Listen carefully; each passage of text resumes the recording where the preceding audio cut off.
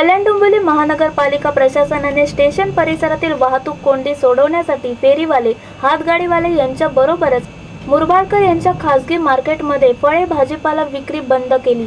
त्या पाठोपाठच येथील लक्ष्मी मार्केटमधील किरकोळ भाजीपाला विक्रीही बंद केली। याचे तीव्र पडसाद कल्याण शहरात उमटले।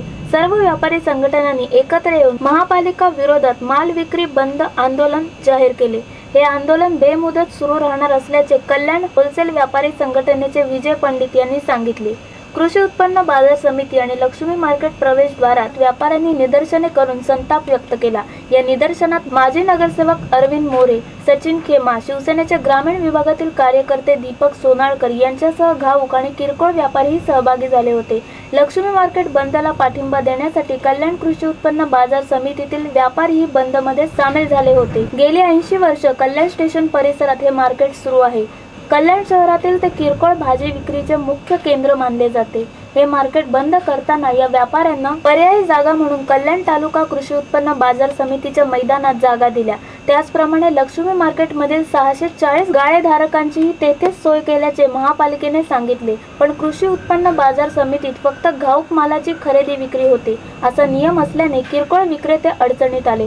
महापालिकेने शहराच्या निरनिराळ्या भागात किरकोळ विक्रेत्यांसाठी गाळे बांधून छोटी मार्केट निर्माण केली होती, पण तिथे हे विक्रेते गेले नाहीत। त्यामुळे ते गाळे महापालिकेने अन्य व्यावसायिकांना दिले। व्यापाऱ्यांनी आणि त्यांच्या ज्येष्ठ नेत्यांनी महापालिका कार्यालयावर धडक मोर्चा नेला। यावेळी महापालिका प्रवेशद्वारावर आणि पालिका आवारात मोठा बंदोबस्त होता। व्यापाऱ्यांच्या शिष्टमंडळाने महापालिका महापौर राजेंद्र देवळेकर यांची भेट घेतली। त्यानंतर आयुक्त ई रवींद्रन यांचीही भेट घेतली। या चर्चेप्रसंगी शिवसेनेचे कल्याण शहर प्रमुख विश्वनाथ भोईर, गटनेते रमेश जाधव, नगरसेवक प्रकाश पेंडकर, सचिन खेमा उपस्थित होते। त्यानंतर महापौरांनी मध्यस्थी करत आयुक्तांची व्यापाऱ्यांच्या शिष्टमंडळासमवेत चर्चा घडवून आणली। आयुक्तांनी व्यापाऱ्यांना वाहतूक कोंडी होणार नाही आणि स्वच्छता राखण्यासाठी 1 महिन्याचा अल्टिमेटम दिला। व्यापाऱ्यांनी ही अट मान्य केल्यानंतर आयुक्तांनी तोपर्यंत कारवाईला स्थगिती दिली। शिवसेनेचे अरविंद मोरे यांनी चर्चेतील निर्णयाची व्यापाऱ्यांना माहिती देत लक्ष्मी मार्केट परिसरात येत्या मंगळवारी होणाऱ्या स्वच्छता मोहिमेत सर्वांनी सहभागी होण्याचे आवाहन केले। Bureau report, India TV news. 7 वाजेपर्यंत माल वाहतूक आमची चालू राहणार आहे, पण टेम्पोला 7 वाजल्यानंतर बंदी असणार आहे। रात्री 10 पासून सकाळी 7 वाजेपर्यंत आमचे माल सर्व इकडे येऊन जाणार आहे।